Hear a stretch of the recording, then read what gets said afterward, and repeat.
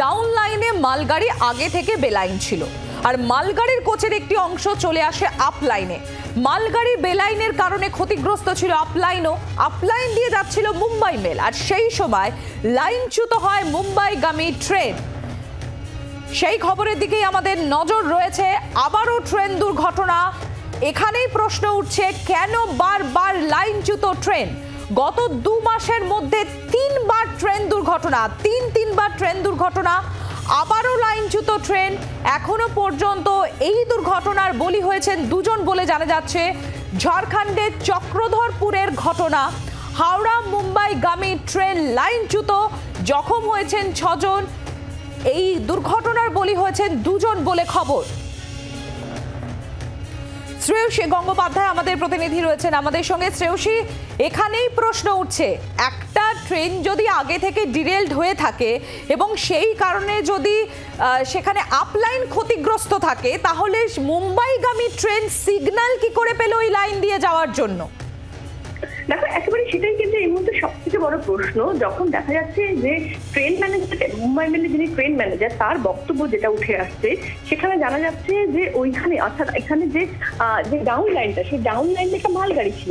এখন সেই মালগাড়িটা কিন্তু আগে থেকেই ডিরেলড হয়ে রয়েছে। এখন সেই শ্রেয়সী শুনতে পাচ্ছ? কিন্তু কার্যত যেটা জানা যাচ্ছে যে এক্ষেত্রে আপলাইন যে ক্ষতিগ্রস্ত হয়ে রয়েছে তার কোনো তথ্য কিন্তু রেলের কাছে নেই, এবং সেই কারণে তো দেখা যাচ্ছে যে আপলাইন ক্ষতিগ্রস্ত সেখানে রেলের কাছে যেহেতু কোনো তথ্য নেই, এই কারণে কার্যত দেখা যাচ্ছে যে আপলাইনে সেক্ষেত্রে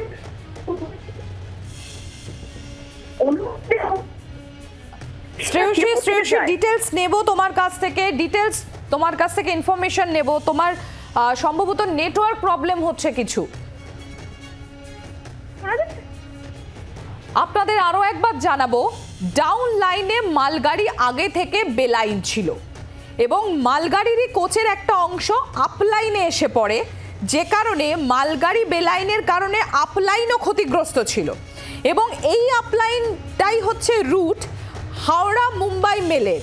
আর এখানেই প্রশ্ন উঠছে যে লাইন ক্ষতিগ্রস্ত, সেই লাইনে যাওয়ার সিগন্যাল পেল কি করে মুম্বাইগামী রেল?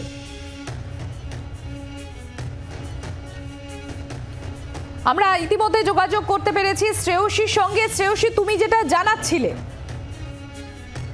যে বক্তব্য পাওয়া যাচ্ছে সেই বক্তব্যে দেখা যাচ্ছে তিনি যেটা বলছেন যে ট্রেনটা 120 কিলোমিটার/আওয়ার এই স্পিডে যাচ্ছিল, অর্থাৎ ট্রেনটা সর্বোচ্চ গতিতে কিন্তু যাচ্ছিল বলা যেতে পারে।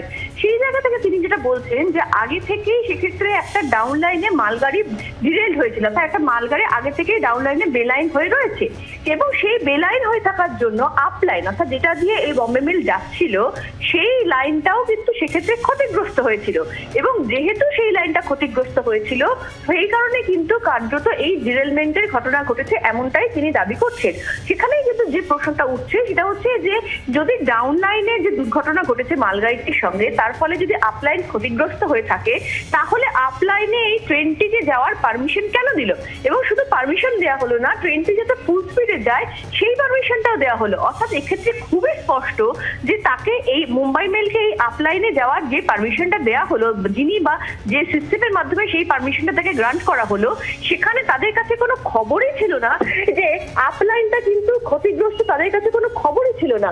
সেই জায়গা থেকে দাঁড়িয়ে কিন্তু যে প্রশ্নটা তৈরি হচ্ছে যে এক্ষেত্রে একটা পাশের একটা লাইন, যখন লাইনে একটা গাড়ি ডিরেলড হয়েছে, তার ফলে তার পাশের লাইন, অর্থাৎ আপ লাইন, যেখান দিয়ে মুম্বাই মেলকে সিগন্যাল দেওয়া হচ্ছে, সেইখানে কোনো গাড়ি, সেখানকার লাইন ঠিকঠাক আছে কিনা, সেখানে কোনোভাবে রেক এসে পড়েছে কিনা বা কোচ এসে পড়েছে কিনা, সেই সংক্রান্ত কোনো খবর নেওয়া হলো না। না নিয়েই একটা ট্রেনকে পারমিশন দিয়ে দেওয়া হলো যে সেই ট্রেনটা সেই লাইন দিয়ে যাবে। এখানেই কিন্তু সব থেকে বড় গাফিলতির প্রশ্ন। অর্থাৎ এটা একটা সিস্টেমের, টোটাল সিস্টেমের ফেলিওর, যেখানে চেক করা হবে পাশের লাইন। আমি তোমাকে একটু থামাবো। দুর্ঘটনাগ্রস্ত ট্রেনের ম্যানেজার তিনি কি বলছেন একবার তুলে ধরবো আপনাদের সামনে। जा रही थी गाड़ी, स्पीड में थी 120 का स्पीड। ड्राइवर का कहना है, एक बार ड्राइवर मैसेज होता गाड़ी ड्रिल्ड हो गया। तो हमने उतर के देखा, हमको भी झटका मिला कि कहाँ मैं भी खड़े खड़े फेंका गया, समझे ना। हल्का चोट आया हमको, लेकिन असिस्टेंट और ड्राइवर को ज़्यादा चोट। अंधेरा होने के कारण समझ में नहीं आ रहा लोगों को किधर जाए क्या है। मैंने इस आपका सीट से देख रहा सब गाड़ी ड्रिल हो।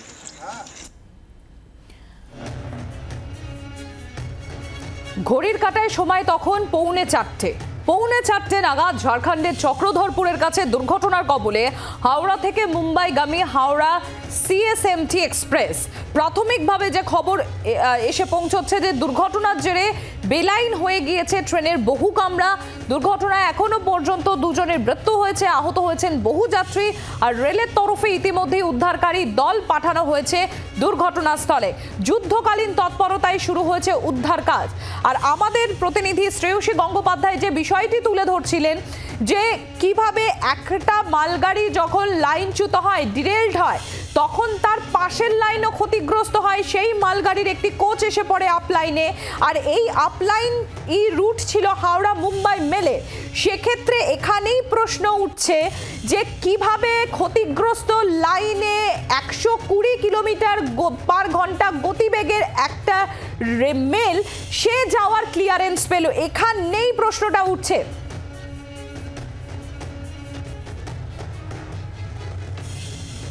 सुबह 3:40 में घटी है, और जैसे हम लोगों ने अभी देखा है कि जैसे लगता है कि ये जो गुड्स ट्रेन जा रही थी उसका वो जो तिरपाल होता है वो तिरपाल उड़ा, और वो लगता है कि वो इंजन के आगे आ गया, जो मेल का अपना मेल का ड्राइवर जो है वो ब्रेक मारा है। इसके बाद एक घटना घटी है, बड़ा ही दुखदायक घटना है, और काफ़ी लोगों को चोट लगी है, कुछ लोगों की मृत्यु भी हुई है, और अभी गैस कटर से काटा जा रहा है, और काटने के बाद पता चलेगा कि फिर अंदर में कितने लोग जख्मी हुए हैं या मृत्यु हुई है। लेकिन काफ़ी बड़ी घटना है, और इतनी जोर की आवाज़ थी कि क्या बताएं, बहुत जोर की आवाज़ थी। বাংলার আওয়াজ, বাঙালির আবেগ, জি 24 ঘন্টা।